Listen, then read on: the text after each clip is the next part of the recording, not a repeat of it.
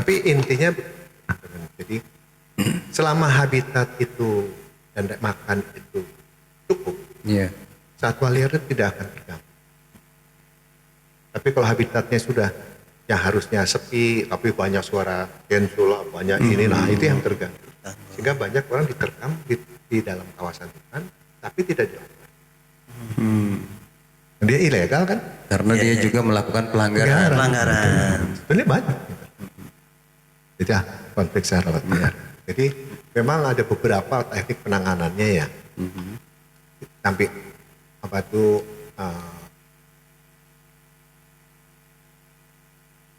jadi nah ini kalau kita langsung itu kita harus cek dulu seperti apa di posko, ada tempat lain itu harus masyarakat seperti apa.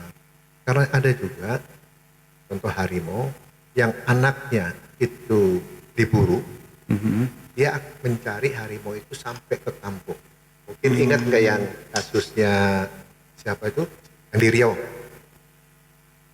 Aduh, lupa saya namanya harimau itu. Dikasih di Riau itu anaknya itu diburu dan dia tahu persis apa yang diburu. Jadi harimau itu tidak pernah meninggalkan anaknya sendiri. Jadi kalau dia ada orang memburu harimau, anak harimau atau menangkap, berarti induknya ada di situ dan dia tahu persis daya ciumnya itu sampai 500 meter bau kita. Artinya kalau seseorang menemukan anak harimau yang lucu gitu ya, dibawa pulang, sebetulnya induknya itu ada di situ memperhatikan. Oh iya, dia akan cari itu. Mau anjing aja, dia lebih daya ciumnya tuh lebih hebat dari anjing pelacak. Ya. Jadi memang kepada rekan-rekan ini ya hati-hati dengan yang namanya satwa liar. Kecuali satwa-satwa yang memang didapatkan dari hasil penangkaran, Pak ya. Sudah berbeda. Karena itu memang sudah lama berhubungan dengan manusia. Nah itu apakah ini Pak? Maksudnya tadi ya kan dia daya ciumnya kuat atau daya ingatnya kuat. Apakah misalkan pas waktu masuk ke perkampungan dia menghiraukan yang lain yang sebenarnya tidak mengganggu? Oh iya, dia anak sekolah aja di pinggir-pinggir, di halaman sekolah loh itu. Iya. Tidak diinjak di pinggir, kan dia hanya satu. Jadi yang dicari yang benar jadi target ya? Targetnya. Perlu ini Pak Brahma, pendidikan masyarakat itu ya? Iya. Bahwa secara psikologi satwa itu demikian juga. Jadi teman-teman jangan suka memelihara satwa liar yang asli ya, yang masih liar ya. Kelihatan paku kecil jinak toh. Tapi begitu dewasa dia pada fase-fase tertentu, begitu keluarnya keliarannya muncul, ya, itu bisa menerkam atau bisa mencakar seperti keral. Kelihatan manis toh. Tapi pada saat peliharannya itu timbul, saat itu juga dia cakar. Artinya sifat liar itu bisa terus akan muncul. Bisa muncul, Pak ya. Khawatirnya muncul itu melukai keluarga kita yang lain sudah gitu kita ya. Iya. Nah begini Pak, ini terkait tadi disampaikan konflik yang terjadi dari satwa liar ya. Tadi kita bisa lapor ke BKSDA. Nah permasalahannya kadang-kadang dengan adanya konflik, dengan adanya korban, orang-orang itu merasa marah gitu Pak. Kemudian dia melukai satwa, malah satwanya juga ada yang sampai mati. Nah ini urusan hukum juga ya masyarakat ya, atau gimana Pak? Jadi akan di situ kan pasti itu kan satwa dilindungi. Lalu masyarakat itu juga berhak melindungi dirinya sendiri, kan gitu atau harta. Nah, kan nanti dianalisis itu. Tapi hukumnya jalan, satwa dilindungi. Tapi kalau namanya itu ada di dalam kawasan habitatnya, itu bukan konflik. Jadi ada beberapa yang saya buat ya, bagaimana apa yang disebut konflik dan mana yang tidak.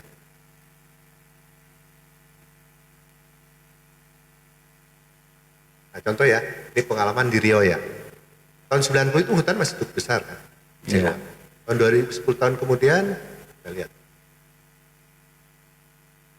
Nah, begitu sudah tidak ada daya dukungnya ini kecil, kita konflik terjadi. Dan Karena begitu dari habitatnya itu Pak ya, tempat terfragmentasi, hidupnya. tempat itu kan harusnya dia sempit. itu satu luasan, sekarang jadi kecil-kecil. Pas di tengahnya ada manusia, mas mesti konflik. Iya. Jadi koridor ataupun tempat dia itu terputus dengan pemukiman. Iya, kan pasti ke situ dia. Iya, iya. Harusnya dia nyebrang cukup nggak perlu nyebrang, sekarang harus nyebrang jauh. Nyebrang ke dulu. perkampungan. Bahkan ada harimau yang tertabrak mobil waktu nyebrang malam. Ada. Nah, ini akibat dari konflik itu terjadi, daya dukung habitat kan menurun. Nah, menurunnya ini kan karena pembalakan liar, bisa pembakaran hutan, bisa alih fungsi hutan, sehingga pasti terjadi fragmentasi habitat. Kalau sudah bagian besar menjadi kecil-kecil. Iya. Contoh, satu harimau 10.000 hektar. 10.000 hektar kan hutan satuan tuh. Sekarang tinggal hutannya sama 10-nya, tapi di sini kampung ada semua. Kan pasti konflik di situ. Iya. Apalagi kalau satwa mangsanya terus ikut pergi, kan ada masyarakat ikut Iya. pula dipanen kan gitu. Iya, iya. Betul. Dianggap pengganggu Pak. Dia pengganggu hama kan diburu Iya. gitu. Nah, gak ada makan kan, dia datang kok biasanya ada, ini ketemu ada orang ya sudah lah. Iya. Orang. Jadi banyak orang diterkam di kebun karet. Nah, karena harimau, contoh nih, saya belajar harimau. Harimau ini adalah satwa liar pemburu, bukan petarung seperti gajah, Iya. pemburu. Maka dia pasti berburu dari belakang. Makanya tanpa diketahui, tiba-tiba di belakang sudah ada. Harimau. Jadi jarang ada harimau hadap-hadapan. Ada pada jarang. Dia ya. akan lari keluar. Beda dengan gajah, Tarung. harung. Begitu keluar, sekarang itu satwa liar keluar dari habitat, pasti ketemu dengan pemukiman atau kegiatan aktivitas masyarakat. Sekarang seperti itu yang terjadi. Makanya di mana-mana terjadi konflik. Jangankan harimau, kera saja sekarang sudah di pinggir-pinggir jalan. Betul. Iya, iya.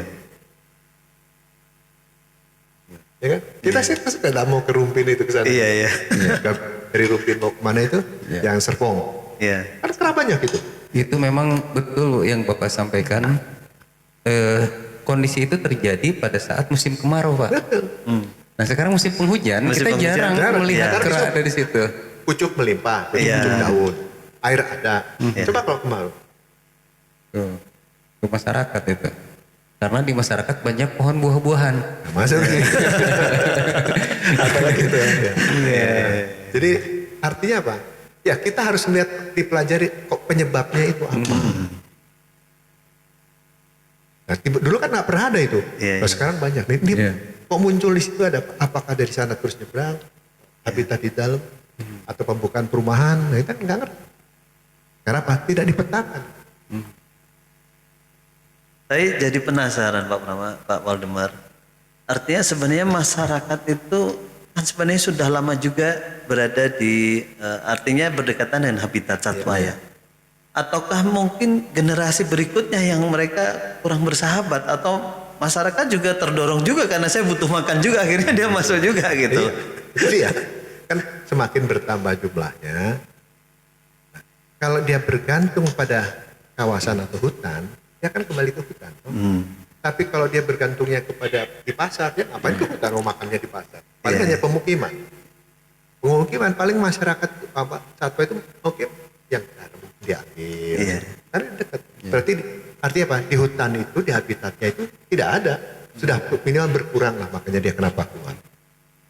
Tapi yang disampaikan Pak Abid itu Pak di beberapa lokasi ya, saya pernah membaca juga, memang masyarakat yang terlibat konflik itu khususnya yang di dalam kawasan Pak, bukan yang di luar.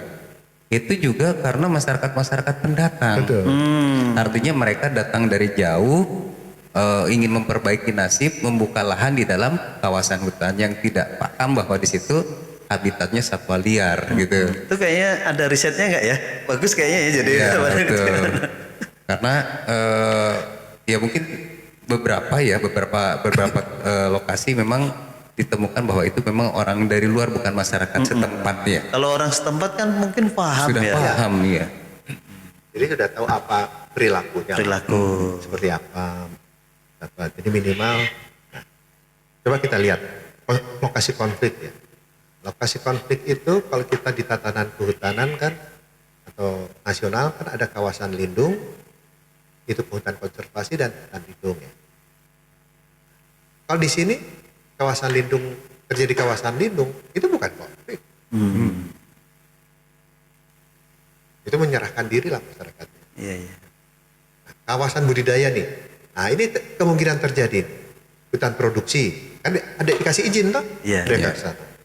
Sehingga terjadi konflik. Lalu di areal hutan pertanian, toh yang menetap, itu konflik. Itu bukan tempatnya satwa kok. Satwa, Iya. ya. Lalu ada di kampung tidak definitif, kampung-kampung baru itu kan, Kampung-kampung baru. itu konflik. Lalu areal pertanian definitif, lalu kampung definitif. Kan ini biasanya lokasi Iya, iya. konflik itu. Artinya lokasi konflik itu tidak terlalu banyak juga Pak Banyak, ya. kan? Tertentu saja. Kalau kita berbicara konflik itu di luar kawasan hutan. Iya, iya, iya. Nah, kan di sini-sini saja. Kita lihat coba. Yang perlu apa? Kerugian akibat konflik kan orang takut, harta benda, ternaknya dimakan, korban manusia, bisa sakit, bisa meninggal. Lalu satwa liar penyebab konfliknya mati, diungsikan. Itu Atau luka, gitu ya, cacat gitu ya. Atau dilempar. Ada yang buntung toh? Iya. Iya, iya, Putus. Ini korban. Ini korban ternak tuh Pak. Kita lihat ini kan di harimau. Ini karena apa? Ini di dalam APL, apa itu, areal desa, tapi dilepas. Iya. Tidak di kandang. Diliarkan Pak ya. Diliarkan. Gitu. Nah ini orang yang masuk ke hutan. Nah kalau seperti masih luka-luka, jadi harimau itu jarang sekali konflik dengan manusia kalau manusianya tidak meninggal. Sangat jarang. Biasanya itu kalau manusianya luka-luka, yang nerekam itu anaknya. Makanya dua tiga harimau itu wah nyakar-nyakar lah seperti ini gambarnya. Kalau induk, nah pasti seperti ini induk.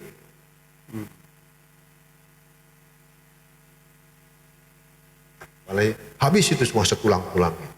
Paling jari yang ditinggalkan, kaki. Itu kalau induk sampai seperti Ya, itu. seperti itu. Dan dia akan makan itu biasa sampai 3 kali makan. Dia disimpan dulu ke harimau. Biasanya kalau pasti keluarganya mencari kan, Iya. nah, ketemu, ya kan terus dimakamkan toh. Iya, iya. Nah, lalu ada harimau itu mencari makamnya kan, Digali lagi. gali kan mau gali. Tapi orang itu harimau jadi-jadian. Bukan, karena hukumnya harimau itu kalau dia makan harus sampai habis. Dia pantang makan lagi sebelum habis. Meskipun jeda hari. Tidak hari. Dia akan makanya dia akan makan diterkam toh orang atau di satwanya mangsanya itu. Iya. Dia simpan. Dia kenyang, dia tinggalkan Ya, dulu. disimpan. Disimpan. Diambil, disimpan. Oh, gitu. Dia simpan itu di Disembunyikan lah ya. Sembunyikan. Setelah itu dia pergi, mungkin besoknya atau lusa datang lagi, makan lagi. Dia pertama bagian dalam dulu, nanti baru tulang-tulangnya. Nanti kalau itu diambil oleh si pemilik ya, ternak ataupun kalau itu keluarga dimakamkan, maka dia Itu akan datang. dicari juga di Makanya makam. bilang, penciumannya itu dibawa kemana dia ikut tuh.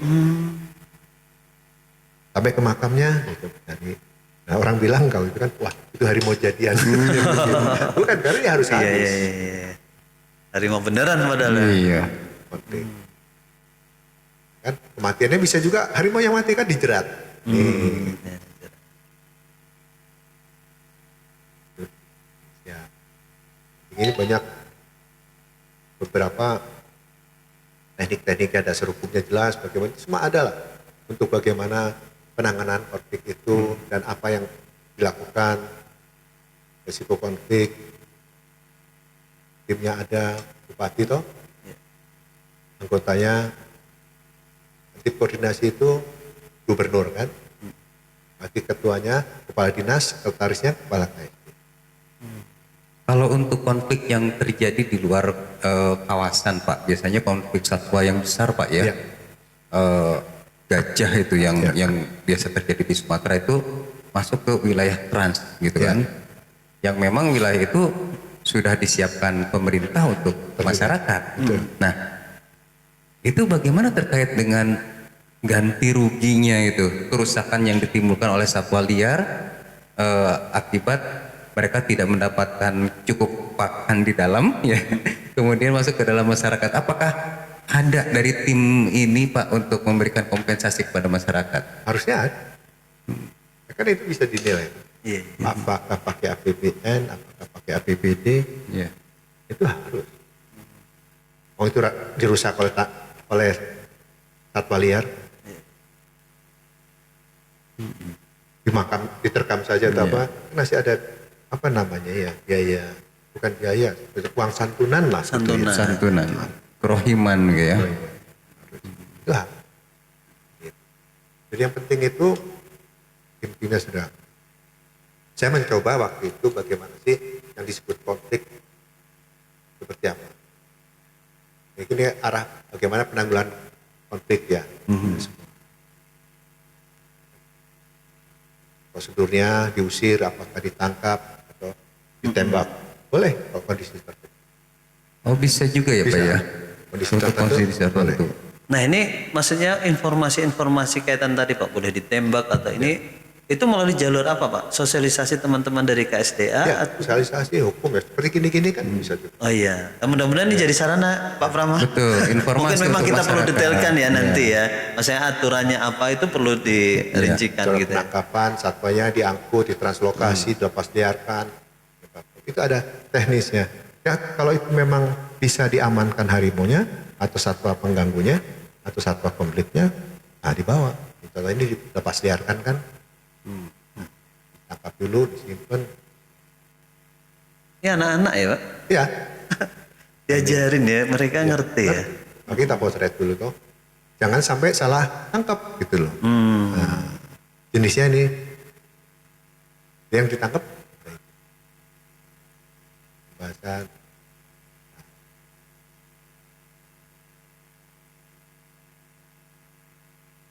memberikan kompensasi toh, pihak-pihak terkait harusnya ada.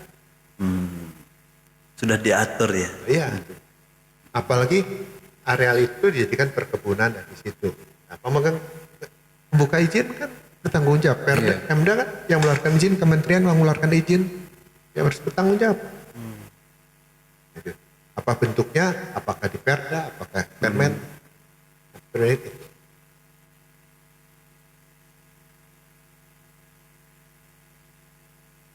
Perangkatan demikian juga. Jadi banyak ya yang bisa kita lakukan.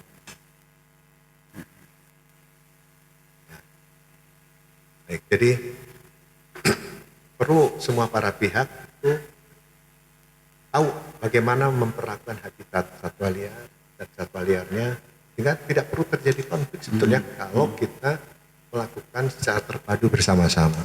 Ini tidak perlu. Kan teman-teman, kalian kan tahu harimau penyebaran di sana, nah kok bisa sampai di tempat lain? Iya. Tapi kan kita bisa hitung. Ya, harusnya curiga ya. Iya. Indikasi saja kelihatan, oh, gak malah kalau kita pakai mobil, kita lihat, loh, sudah ada tetesan oli, ini apa nih? Kan pasti ada yang terganggu kan di mesin Iya. itu. Iya.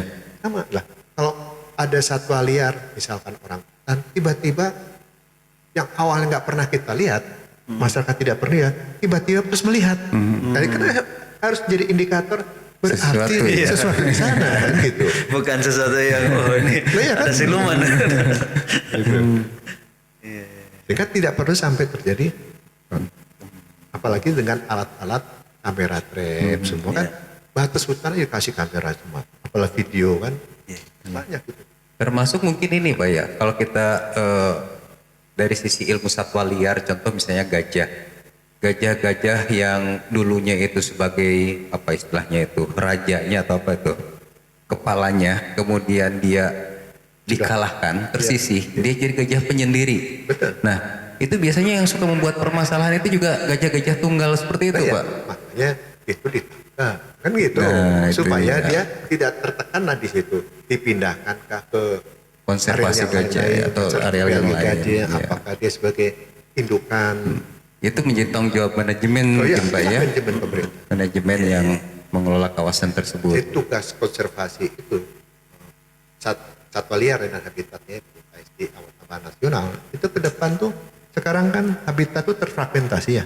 Di sana satwa liarnya sudah ada yang pada posisi tidak bisa berkembang. Iya. Artinya apa ya? Populasi terpencilan. Kalau dibiarkan punah. Iya. Maka itu harus dipindahkan ke populasi yang masih cukup di sana. Begitu sudah berpindah, pindah lagi. Pindah lagi. Pindah lagi di sini supaya tidak kawin sejenis. Itulah semua nanti manajemen. Karena apa? Kawasan ini sudah terfragmentasi. Iya. Menarik Pak Pramaya. Iya, betul. Tapi kayaknya kita harus serap lagi ilmunya nanti di waktu-waktu yang lain Pak Prama ya. Setuju ini. Setuju. Pak masih bisa berapa sesi lagi nanti Pak kita diskusi. Baik Sobat Semesta Meja dan Sobat Pelatihan, saya rasa ini ilmu yang sangat menarik dan penting ya, harus kita ketahui ya. Dan mungkin kita sebagai insan yang berada di kehutanan, wabil khusus di lembaga kepelatihan, memang perlu mensupport ya Pak ya, perlu mensupport masyarakat bagaimana dilatih tadi untuk tadi baca indikator saja penting juga ya Pak ya. Kalau nggak tahu indikatornya apa nih ada gangguan kan repot juga. Biasa saja. Biasa aja. Artinya kita memang ada deteksi dini kenapa ini ada tanda-tanda. Dan itu harus dilatih ya. Iya. Maksudnya masyarakat itu harus diberikan pelatihan, diberikan ilmu atau sosialisasi atau bentuk-bentuk yang lain gitu ya. Baik, mungkin nanti kita berlanjut di sesi-sesi berikutnya. Mungkin sebelum kita tutup ada pesan-pesan Pak Waldemar. Nah, terima kasih. Jadi yang penting bagi saya kawan-kawan semua untuk menyelamatkan satwa liar dan habitatnya termasuk ekosistemnya itu menjadi tanggung jawab kita, peran kita lah masing-masing untuk mendukung. Baik, terima kasih. Cukup Pak Prama ya. Terima kasih ini. Nanti Cukup. kita lanjut lagi ya. Siap. Di sesi berikutnya harus kita serap banyak-banyak nih ilmu dari Bapak. Mudah-mudahan nanti di lain waktu, lain kesempatan kita bisa berdiskusi lagi. Mudah-mudahan pas Bapak ini belum pensiun ya, supaya kita masih ada kesempatan masih lama. Tahun depan ya. Baik Sobat Semesta Menghijau dan Sobat Pelatihan, demikian diskusi kita hari ini dan mudah-mudahan nanti kita bisa lanjutkan di kesempatan yang lain. Terima kasih Bapak. Kita ketemu lagi nanti di kesempatan yang lain. Assalamualaikum warahmatullahi wabarakatuh. Waalaikumsalam warahmatullahi wabarakatuh. Siap.